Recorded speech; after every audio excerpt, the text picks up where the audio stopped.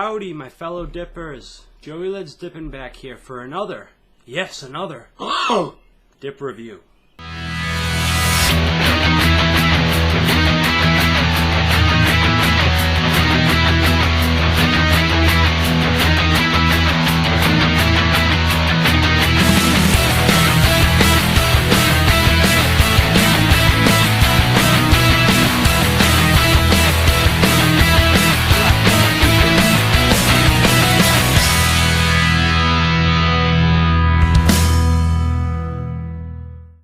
Yes, it's true, the high and mighty Joey Leds is back here for another review. I went to the tea store today, and I got Copenhagen Snuff, reviewed that, love that stuff.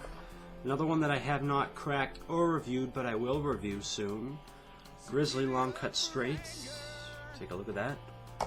Then I bought another can of this because the previous can I got, like the original Kayak Peach, I dipped it all before I even got to review it. So I got another can, which would be Grizzly Long Cut Mint. And then of course I have the one that we're going to be reviewing today.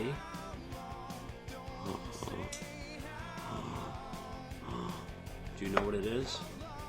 I don't. Yes, I do. What we're dipping today, Skoal Edge! Skoal Edge! Skoal Edge! No, but really, we're going to be dipping the Skoal Edge today. I've only had one can of this before, and that was a long time ago when it was new. So I decided to try it again, and I actually found it at a tea store after much searching. Have a look at the can here.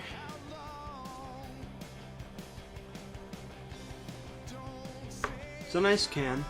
I remember when Skoal had the old tin, you know, the old tin design. This was the first Skoal to come out with, like, you know, this new design, and then that caught on, and then they changed every flavor, pretty much except Skoal Key and, like, original fine cut and stuff, to this design. Speaking of Skoal Key, I'd love to try some if anyone would be kind enough to send me any. No, I'm not trying to sound like a friggin', what's the word I'm looking for? Alright, well, we'll put it this way, I'm not trying to beg. And if you did send me a tin, I'd send you the money for it. So the design is pretty cool looking on the front here. Obviously we have this now. I think it's a bit different than it was. Something looks a little different to me. Not sure what. The side label's the same besides the big ass warning. Gotta have that, right? Thanks, Obama. However, two things have changed. The bottom of it used to be gray. It is now black. Oh no, we don't feel like we have to buy gray plastic when we can just put black on it like every other dip we make. I liked the gray bottom. It stood out, and they put black on it. What the hell? It's not right. Don't be doing that. And another thing, when you would open it up before, it would have a guaranteed fresh seal on it, or something like that. Guaranteed fresh, or something like that. They have it right here. Now it's just the basic. Getting cheap, Skoal. But overall, the tin design's pretty cool looking, you know.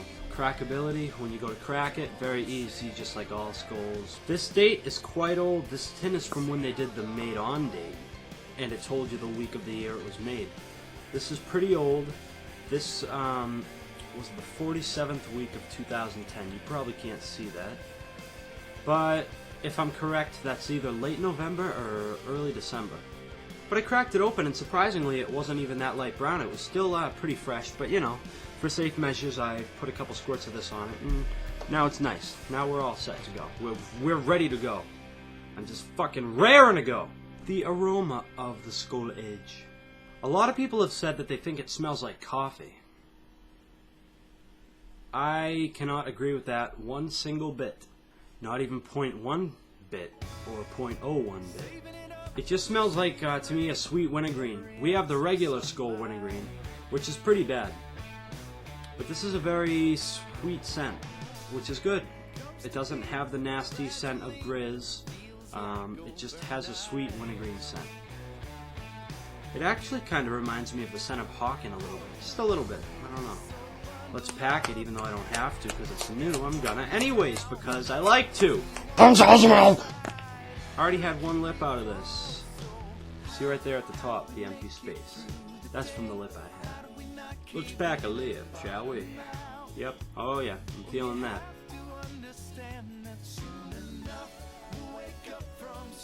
Before I put a dip in, I'm always procrastinating on what side to put it in.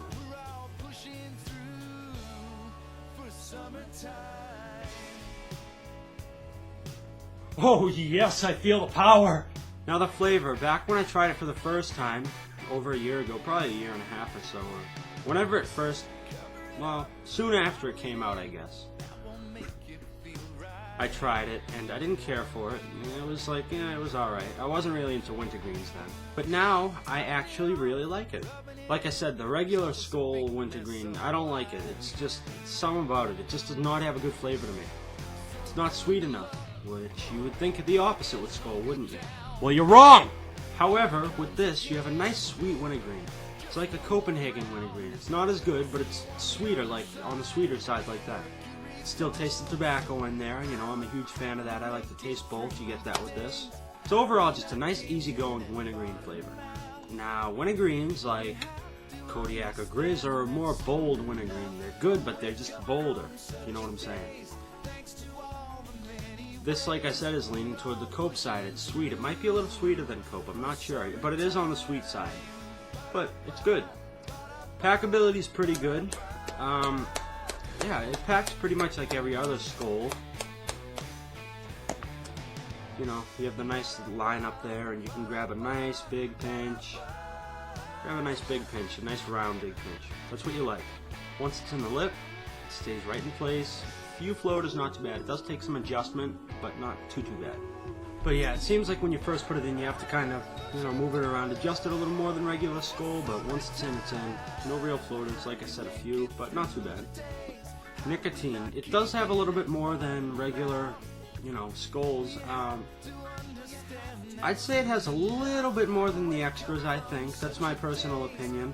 No buzz, but I don't know, I just kind of have a feel for it. I can just kind of tell. Don't question that. It actually has a nice burn to it. I usually don't get a burn, but it does have a pretty good burn to it.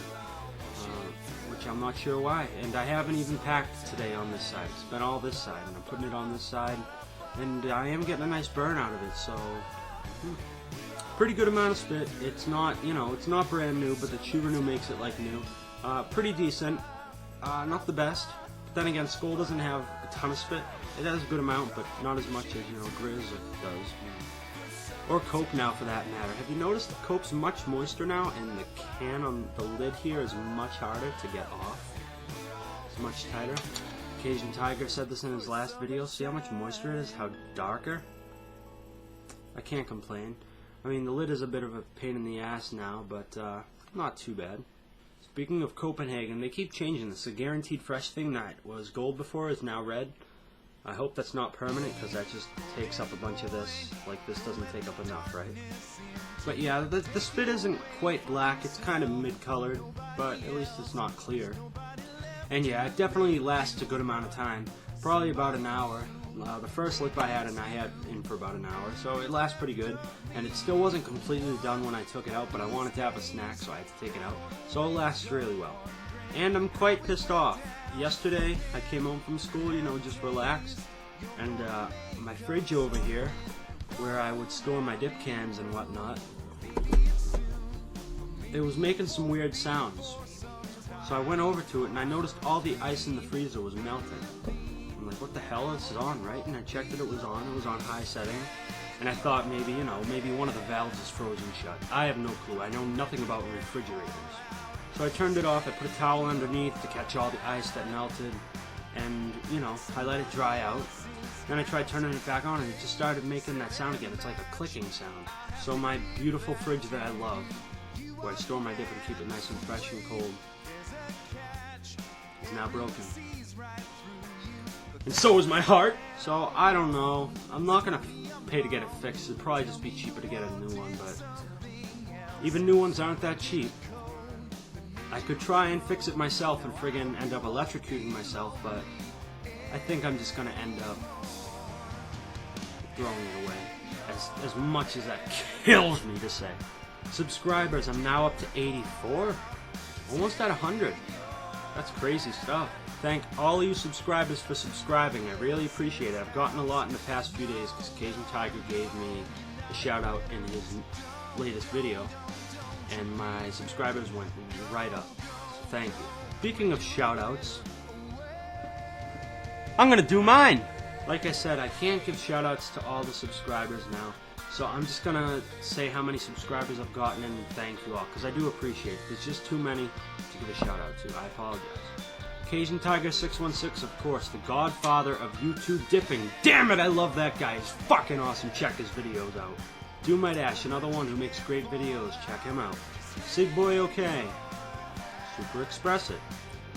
B Van Sittert 56. Country Boy Andy. One Bought a Tort Dipper. And Ninja Dipper. My tin fell. What the fuck? I think that's about it. Now it's on to the rating of this dip. I am actually very pleasantly surprised by it. Much better than I remember it. So, I'm gonna give this an 8 out of 10. Pretty good. Like I said, I don't like how it has the black bottom now and how, you know, the freshness seal is gone and whatnot, because that was very unique. But what are you gonna do? An 8 out of 10 is still damn good. So yeah, pick you up some. It's really good stuff. Try it out. That's been this review. More coming soon. Take care.